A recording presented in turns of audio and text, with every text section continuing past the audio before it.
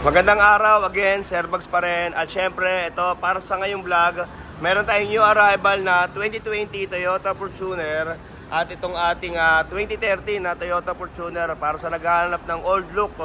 Ito, available din natin. Okay, so dalawang unit yung papakita natin. Pero syempre, ayan, bago tayo magsimula, kung bago ka pa lang dito sa aking vlog, ayan, sana makahingi man lang ako ng isang like at subscribe. Okay, para everybody happy. Okay, so start na natin ito agad, syempre. Let's go. Okay, so ayan, unahin ko na itong ating 2020 Toyota Fortuner G 4x2 automatic transmission. First owner unit, guys, dalawang susi. Ayan, 65,000 mileage.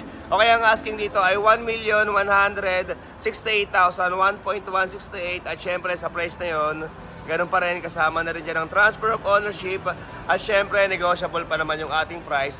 At kung for register na rin to, libre na rin natin yan para sa mga solid followers natin. Okay, so isang mabilis na ikot lang.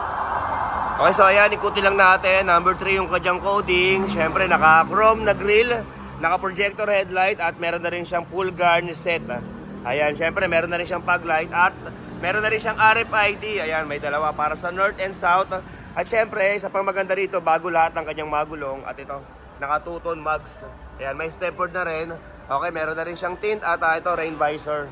Okay, at dito naman tayo sa kabilang side. Dito naman tayo, syempre, kita nyo naman, oh. Okay, fresh original paint pa yung ating unit, at dito naman tayo sa bandang likod, oh.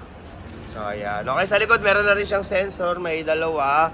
Okay. Syempre, pasilip din natin yung kanyang loob. So, ayan, keyless entry. Okay, 2.4 turbo diesel 4x2. So, ito yung loob ng ating unit. Okay. So, ito, may stock na monitor, 65,000 mileage, sariwang dashboard, ayan. At meron na rin siyang, ito, dashcam. Okay, at para sa mga gusto magpagawa ng German leather seat, ayan, para sa inyong mga sasakyan, i-chat nyo na lang ako, yan, bigyan ko kayo ng discount. At syempre, 3 years warranty yung ating seat cover, okay? Chat nyo ako para masenda ko kayo ng design na pagpagpilian, okay? At ito naman yung kanyang mga upuan sa bandang likuran. Ayan, 2020 Toyota Fortuner G 4x2. Okay, ulitin ko, 2020 model, Toyota Fortuner G 4x2, automatic transmission, 2.4 turbo diesel, first owner unit, ayan, 1,168,000 ang asking, 1.168. At syempre, para sa sample quotation for financing, i-direct message nyo ako sa aking messenger para masendan ko rin kayo ng sample quotation and then ng list of requirements. Okay, so next tayo sa isang Fortuner. Okay, next unit natin, 2013 model, Toyota Fortuner G 4x2, ayan, kulay black, diesel engine. First owner din to, guys, 72,000 mileage. Okay, ang asking naman dito ay 788,000 at ganoon pa rin, negotiable upon viewing. And then kasama din rin dyan ang transfer of ownership. Okay, so ayan, isang mabilis na ikot lang. Number 6 yung kanyang coding. Siyempre, naka-chrome na grill, naka-projector headlight, may fog light na rin. At ito, naka-hood scope na rin, siyempre, para sa intercooler, okay? At siyempre, naka 17-inch mugs at sa kanyang gulong, parang nasa 70% pa naman yung kapal.